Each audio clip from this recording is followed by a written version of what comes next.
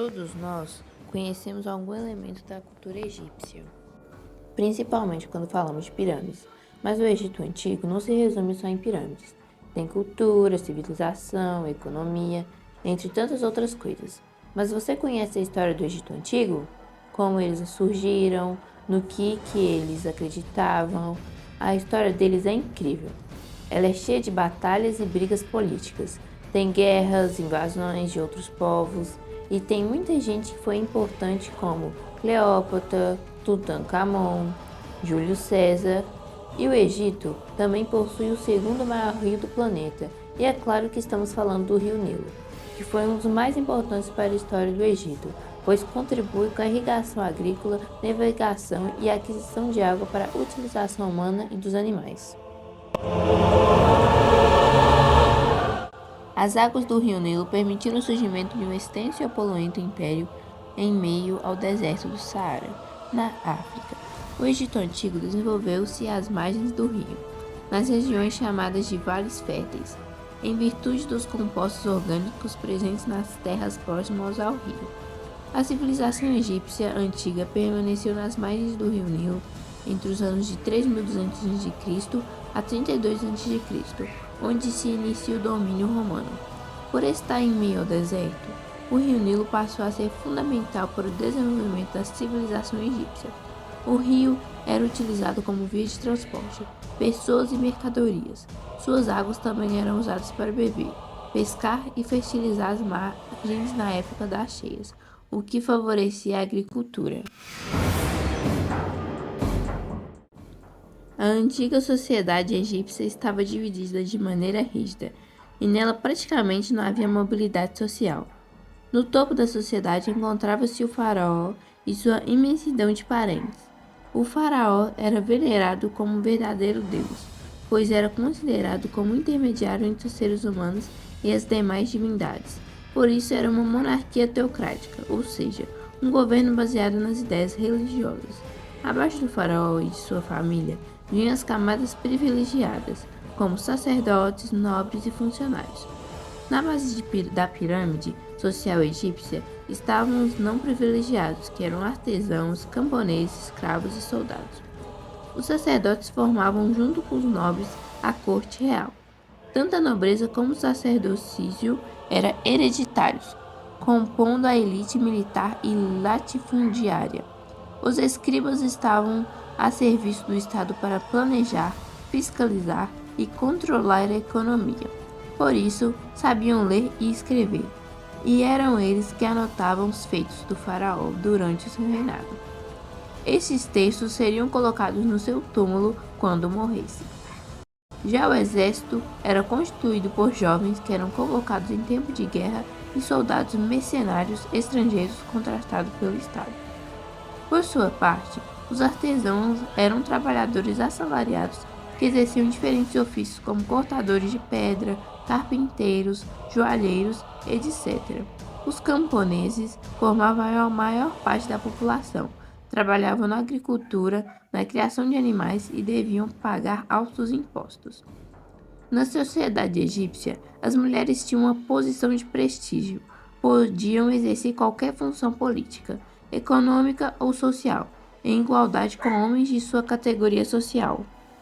Isso significava, inclusive, que poderiam ser faraós, como foi o caso de Cleópatra. A civilização egípcia foi extremamente sofisticada e suas marcas estão entre nós na atualidade. Os egípcios, como todos os povos da antiguidade, eram ótimos astrônomos e, observando a trajetória do Sol, dividiram o calendário em 365 dias a um dia em 24 horas, que é usado até hoje pela maioria dos povos ocidentais. Na medicina, os egípcios escreveram vários tratados sobre remédios para a cura das doenças, cirurgias e descrição do funcionamento dos órgãos. Também existiam os médicos especialistas em seus ajudantes, equivalentes aos atuais enfermeiros. Na escrita, a sociedade egípcia desenvolveu a escrita pelos hierográficos. Esses eram figuras de animais, partes do corpo ou objetos do cotidiano, que era utilizado para registrar a história, os textos religiosos, a economia do reino, etc.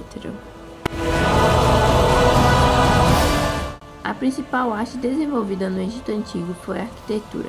Profundamente marcada pela religiosidade, as construções voltaram-se principalmente para a edificação de grandes templos como os de Karnak, Luxor, Abu-Simbel e as celebrantes pirâmides de Gizé, que serviam de túmulos aos faraós, entre as quais se destacam Cleópatra, Quéfere e Miquerinos.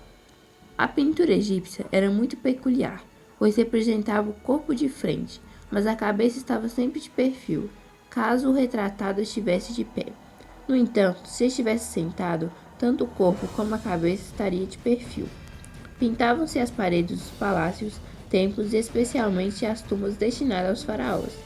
A pintura representava cenas familiares e do cotidiano do reino, como procissões, nascimento e morte, mas também o cultivo e a colheita.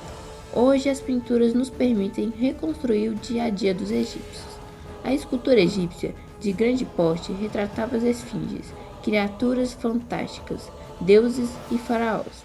Merece atenção as obras de pequeno tamanho como os de sarcófagos, de pedra ou madeira, nos quais os artífices procuravam reproduzir as feições do morto, para ajudar a alma a encontrar o corpo.